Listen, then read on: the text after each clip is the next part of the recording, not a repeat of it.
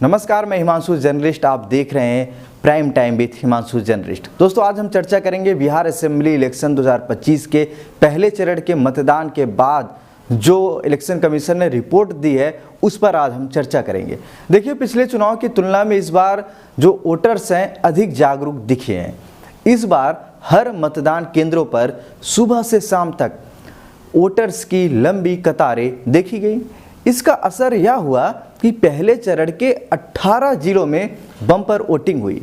पिछले चुनाव की तुलना में वोट भी खूब बढ़े हैं।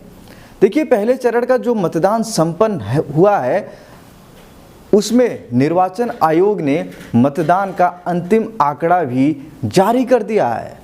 देखिए, 2020 के विधानसभा चुनाव के लगभग 57.29% के मुकाबले इस बार करीब 65.08% मतदान हुआ है। खास बात यह रही कि इस बार महिलाओं के वोट 9.34% अधिक हुए हैं।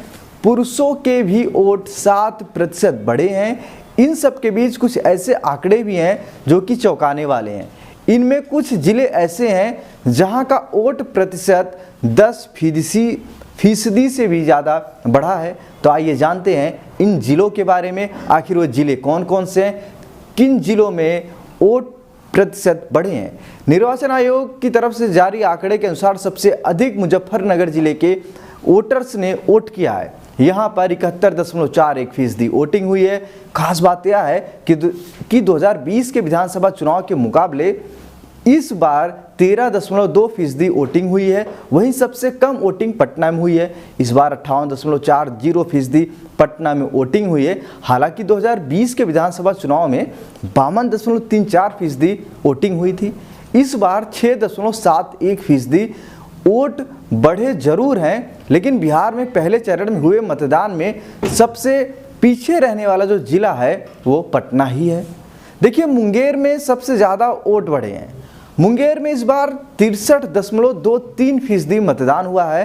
पिछले चुनाव में यहाँ 50.11% मतदान यहाँ हुआ था। यानी इस बार यहाँ 13.12% ज़्यादा वोट पड़े हैं। इसी तरह समस्तीपुर में इस बार 71.22% मतदान हुआ है। पिछले चुनाव की तुलना में यहाँ 12.28% वोट बढ़े हैं। इसके बाद सहरसा में 69.15% वोट पड़े हैं।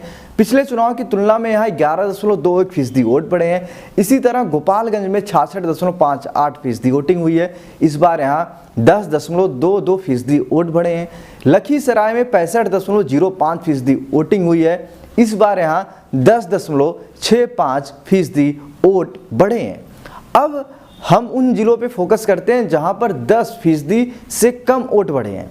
पहले बक्सर 9.62%, बेगूसराय 9.36%, खगड़िया 9.39% और वैशाली में 8.71%, मधेपुरा में 7.57% और शेखपुरा में 7.04%, दरभंगा में 6.91%, सिवान में 6.81%, नालंदा में 6.71% और भोजपुर में 6.70% वोट बढ़े हैं। मतलब इस बार बिहार के अंदर बम्पर वोटिंग हुई है। अगर महिलाओं के वोट बढ़े हैं तो पुरुषों ने भी बढ़ चढ़ के इस वोट में हिस्सा लिया है। इसका जो सबसे बड़ा कारण है कि जो राजनीतिक दल हैं, जो उन्होंने लोक लुभावने वादे किए हैं, नीतीश कुमार सबके खातों में 10-10 हज़ार रुपये डाल रहे हैं और किसानों को 9,000 रुपये दे रहे हैं। वहीं तेजस्वी यादव के जो प्रशंसक हैं इस बात वोट कर रहे हैं कि भैया की सरकार आएगी तो हर घर में एक सरकारी नौकरी होगी, तरह तरह की योजनाएं होंगी, हमारा राज चलेगा। बीजेपी कह रही है कि अगर भैया की सरकार आ जाएगी तो आरजेडी के गुंडे रहने नहीं देंगे।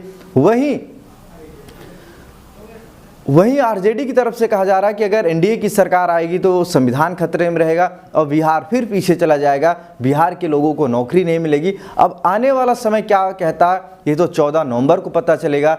लेकिन 11 नवंबर को जो वोटिंग होने वाली है, क्या पहले चरण की तरह ही 11 नवंबर को जो दूसरे चरण की वोटिंग होने वाली है उसमें भी इसी तरीके की बम्पर वोटिंग होगी? ये तो आने वाला समय बताएगा। तब तक के लिए धन्यवाद।